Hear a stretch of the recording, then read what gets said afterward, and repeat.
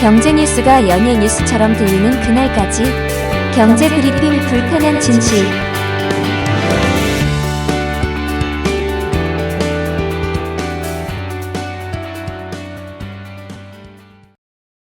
미국 대선 판도가 또다시 요동칠 조짐이죠.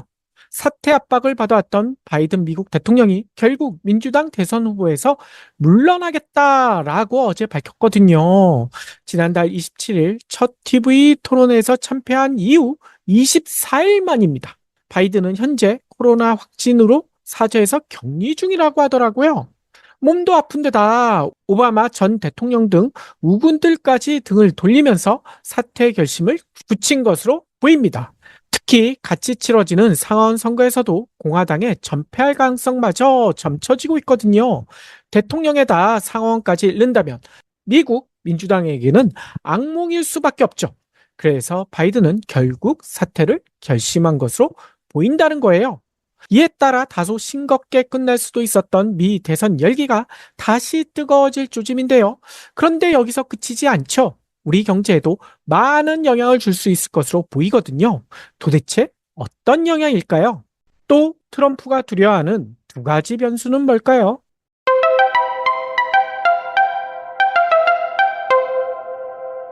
일단 민주당에서는 애국적인 결정이다 라면서 바이든 대통령의 결정에 찬사를 보내고 있습니다. 특히 오바마는요, 성명까지 발표하면서 바이든은 최고의 애국자다. 바이든의 결단을 높이 평가했더라고요.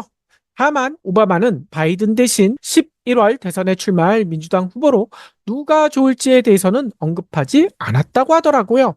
그 이유에 대해서는 좀 이따 살펴보고요. 일단 현재 가장 유력한 대안으로는 카멀라 해리스 부통령, 그리고 케빈 뉴섬 캘리포니아 주지사, 그레첸 히트머 미시간 주지사, 제이비 프리츠커 일리노이 주지사, 그리고 조시 샤피로 펜실베니아 주지사, 이런 분들이 거론되고 있더라고요. 하지만 아무래도 해리스 부통령이 가장 유리한 상태죠. 흑인 아시아계 여성이라는 상징성과 함께 기존에 바이든이 받았던 대선 선거 자금, 그리고 조직 그대로 사용할 수 있다는 장점도 지니고 있기 때문이라고 합니다. 다른 분들이 대선 후보가 되면 이 조직 자금 이용할 수 없을 수도 있다고 하더라고요. 따라서 바이든은 이날 별도의 글을 통해 오늘 나는 카말라가 우리 당의 후보가 되는 것에 대한 전폭적인 지지와 지원을 표명한다. 민주당 당원 여러분, 이제는 우리가 힘을 합쳐 트럼프와 이겨야 할 때다. 해봅시다. 이렇게 강조했다고 합니다. 이어 빌 클린턴 전 대통령 부부도 성명을 통해 해리스에 대한 지지를 표명하기도 했고요. 이에 해리스도 바이든, 클린턴 이런 지지에 감사를 표명하면서 대선 후보가 돼서 트럼프를 꼭 이기겠다라고 다짐했다고 합니다. 하지만요, 이에 대한 트럼프의 반응이 아주 재밌어요. 바이든보다 해리스가 더 이기고 싶다라고 자신했다고 하는데요. 트럼프는 예전 유세에서 해리스가 실없이 웃기만 한다는 취지로 래핑이라는 단어가 있더라고요. 이런 별명을 붙이면서 비판한 바가 있다고 합니다. 실제로 해리스는요, 장점도 많지만 단점도 그만큼 많다고 하더라고요. 잠시 해리스에 대해서 한번 알아볼까요?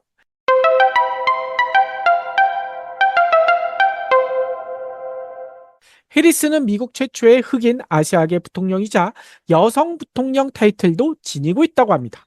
이번에 대통령 후보가 된다면 미국 첫 여성 대통령이자 첫 아시아계 대통령이라는 새로운 기록에 다시 도전하게 되고요. 만약 대권을 거머쥘 경우 첫 여성 흑인 대통령이자 흑인으로서는 오바마 전 대통령에 이어 두 번째가 될 수가 있다는 거죠.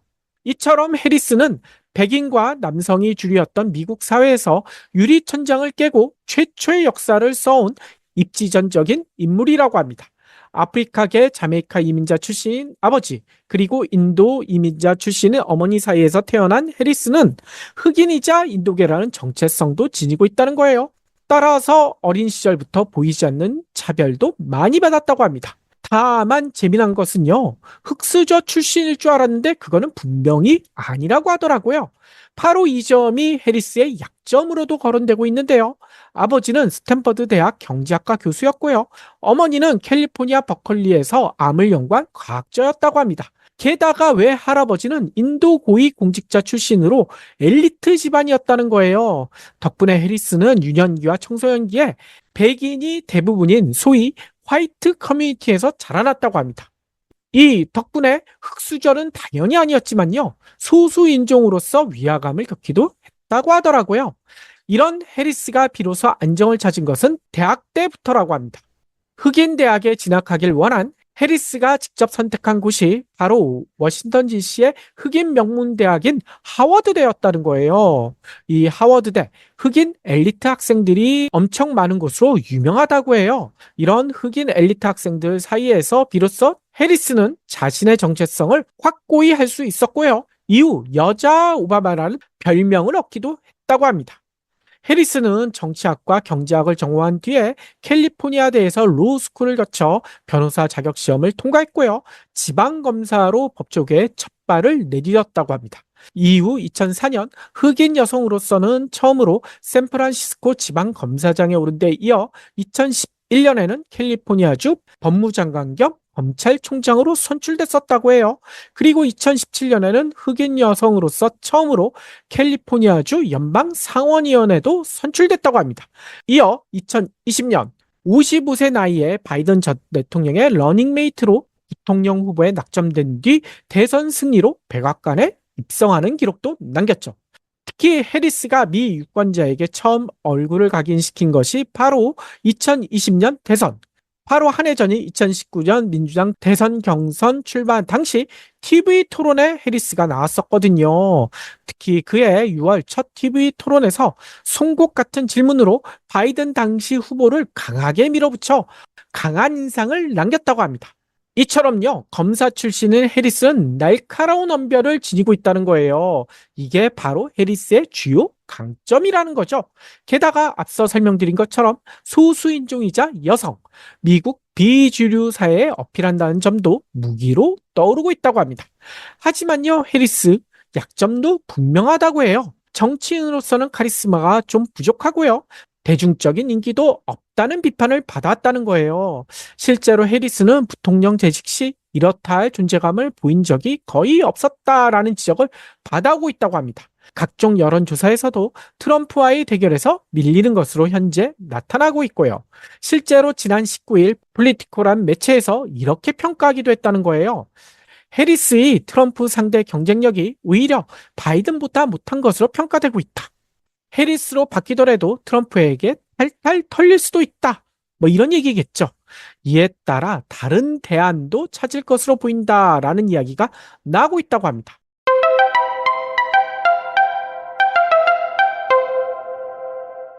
이런 대안 중 가장 주목받는 인물, 앞서 잠시 언급했던 바로 버락 오바마 전 대통령의 부인 미셸 오바마겠죠. 물론 대선 출마 의향 없다라고 미셸은 수차례 밝혀왔지만요. 대중성과 높은 인기, 그리고 베스트셀러 작가니까 미셸 오바마는 빠지지 않고 대선 후보로 거론돼 왔었다고 하더라고요. 실제로 지난 2일 CNN이 발표한 여론조사를 보니까요. 미셸 오바마의 지지율이 50%로 39%에 그쳤던 트럼프를 앞서기도 했다고 해요. 그리고 입소스 여론조사에서도 오바마는 트럼프를 이길 수 있는 유일한 가상 후보였다라는 평가도 받고 있다고 합니다. 이 때문에 일각에서는 앞서 바이든 사태 직후 오바마가 성명을 발표하면서 해리스에 대한 지지 의사를 밝히지 않은 것이 아내 출마를 염두에 둔 것이 아니냐라는 분석까지 나오고 있다는 거죠. 실제로 뉴욕 매거진은 공화당은 해리스 부통령을 기다리고 미셸 오바마를 두려워한다. 이런 제목으로 보도하고 있다고 해요. 과연 미셸 오바마가 잔다르크처럼 미국 민주당을 구하는 선봉이 될까요? 그 여부는 앞으로 있을 민주당 행보를 유심히 봐야 할 듯해요. 월스트리트저널 등 외신 등에 따르면 민주당은 이르면 이달 내 대의원 투표를 열어 바이든을 대체할 후보를 선출할 것으로 보인다고 합니다. 대선 후보 선출을 위한 투표는 일단 다음 달 첫째 주로 예정돼 있다고 해요. 하지만 사상 초유의 비상시국, 바이든이 사퇴하는 이런 비상시국이라 더 앞당겨질 가능성이 있다는 거죠. 미국 대선 후보 선출, 대선 본투표와 마찬가지로 간접투표로 진행된다고 하더라고요. 당내 주별 경선 과정에서 특정 후보 지지를 표명한 선언 대의원들을 각 주에서 선출하면 이 대의원들이 전당대회 때 혹은 그 이전 투표를 통해 대선 후보를 공식 지명하는 방식이라고 합니다. 전체 선언 대의원 중 과반을 먼저 차지한 후보가 경선에서 승리하는 방식이라는 거죠. 그런데 처음 투표에서 과반을 점한 후보가 나오지 않으면 슈퍼 대의원으로 불리는 당영직 대의원 739명과 함께 다음 투표가 진행된다고 합니다. 이때부터는 과반 투표자가 나올 때까지 투표가 계속 진행된다고 하고요. 민주당 전당대회는 다음 달 19일 나흘간 시카고에서 열릴 예정이었거든요. 이때까지 계획대로 대안을 선택할 수 있을지는 당분간 지켜봐야 할 것으로 보여요. 이 사이에 또 다른 변수가 등장하면 해리스에서 미셸 오바마로 급하게 갈아타는 일도 있을 수가 있다는 거죠. 여기서 또 한 가지 변수를 더 살펴볼 필요가 있을 것 같아요. 바이든 대통령이 대선 후보에서 물러난다고 해서 대통령직을 당장 내려놓는 것은 아니거든요. 내년 1월 20일 0시까지, 그러니까 자정까지 대통령의 시간이 남아있다는 겁니다. 트럼프에게 반감이 엄청 많은 바이든으로서는 이때까지 뭘 하겠습니까? 트럼프를 떨어뜨리기 위한 모든 수단을 동원할 수도 있다는 거예요. 민주당에 유리한 정책을 임기가 끝날 때까지 계속 내놓을 수 있다는 거죠. 특히 트럼프가 서로 당선되더라도 고치지 못하게끔 대못을 박을 수도 있고요. 물론 대외적으로 바이든은 명예로운 퇴진을 준비할 것으로 보입니다. 민주주의와 자유, 인종과 종교를 뛰어넘는 국민 통합, 미국 영혼을 회복하는 데 집중하겠다. 뭐 이런 얘기겠죠. 하지만 이거는 겉으로 얘기하는 거고 부도덕한 트럼프와 차별하기 위해 중범죄자라고 몰아붙였던 바이든. 트럼프가 당선되는 거 이거 그냥 놔두지는 않을 것이란 겁니다. 최대한 방해할 것으로 보인다는 거예요. 이에 따라 자신의 업적인 반도체 지원법을 부각시키기 위해 보조금 지급을 보다 앞당겨 시행할 수도 있다라는 얘기가 나오고 있다는 거예요. 트럼프가 얼마 전 부자 나라인 대만에 지원금을 주는 것은 우리가 호구 잡히는 거다. 반도체 지원법을 정면 비판했었거든요. 그래서 트럼프가 당선되면 보조금 지원이 불투명해질 것이다 라는 전망이 쏟아졌었는데요. 아직 반년이나 남은 임기 동안 바이든이 보조금을 미리 줘버릴 수도 있다는 거죠. 다들 아시다시피 삼성전자의 경우 64억 달러, 우리나라 돈으로 7조 9,600억 원이나 되죠. 이런 반도체 지원법 보조금이 확정된 상태 아닙니까? 뿐만 아니라 SK 하이닉스 역시 지난달 4월 미국 정부에 보조금을 신청했고 이제 확정을 앞두고 있다고 알려지고 있죠. 둘 다 현재 미국 텍사스와 인디애나주에 반도체 공장 설립 계획을 가지고 있고요. 이를 빨리 진행하도록 바이든이 독려할 수 있다는 거죠. 아니 그러면 삼성전자와 SK 하이닉스에게 유리한 거 아닐까?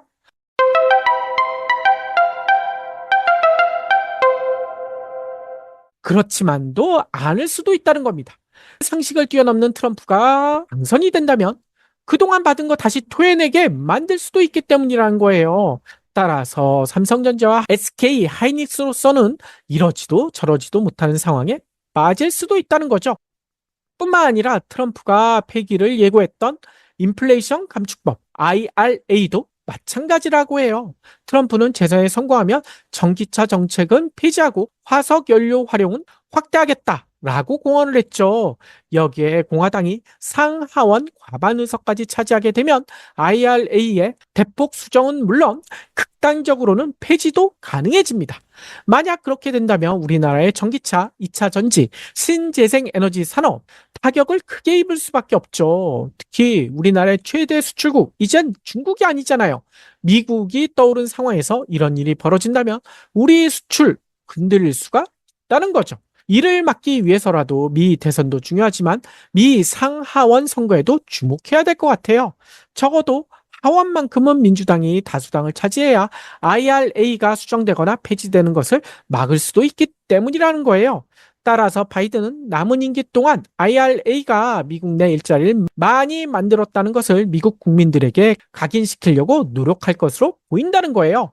신규 투자를 늘리고 일자리를 더욱 많이 만들기 위해 더 많은 재정을 투입할 수도 있다는 거죠.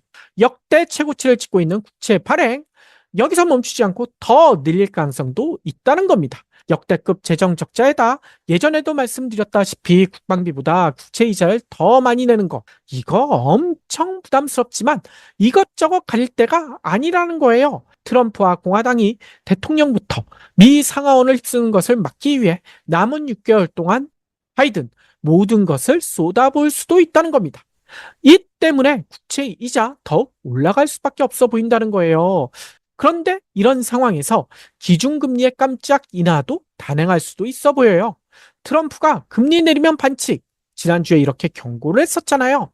그런데 바이든까지 사퇴한 마당에 이것저것 가릴 처지가 아니라는 거죠. 문제는 시장금리와 기준금리가 따로 노는 사태가 벌어진다면 물가는 다시 치솟고 미국 경제는 위기를 맞을 수도 있다는 겁니다. 정치가 경제를 흔드는 일이 벌어질 수도 있다는 거예요. 자칫 1980년대 풀볼커 쇼크, 이거 경들진에서 여러 차례 설명드려서 다들 알고 계시죠? 토요일 밤에 갑자기 미 기준금리를 4%포인트나 끌어올린 그런 쇼크가 재현될 수도 있다는 겁니다.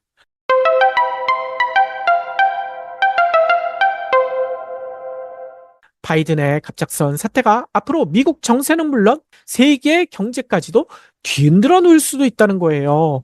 불확실성과 변동성이 매우 커질 수밖에 없다는 겁니다. 특히 트럼프에게는 미셸 오바마의 등장과 6개월이나 임기가 남은 바이든의 회방이 신경 쓰일 수밖에 없습니다. 이럴 때일수록 우리는 정신을 바짝 차리고 사태 추이를 지켜봐야 하는데요. 이 때문에라도 섣부른 판단이나 투자 자제하는 게 좋을 듯합니다. 우리의 소중한 돈 도박처럼 날려서는 안 되잖아요.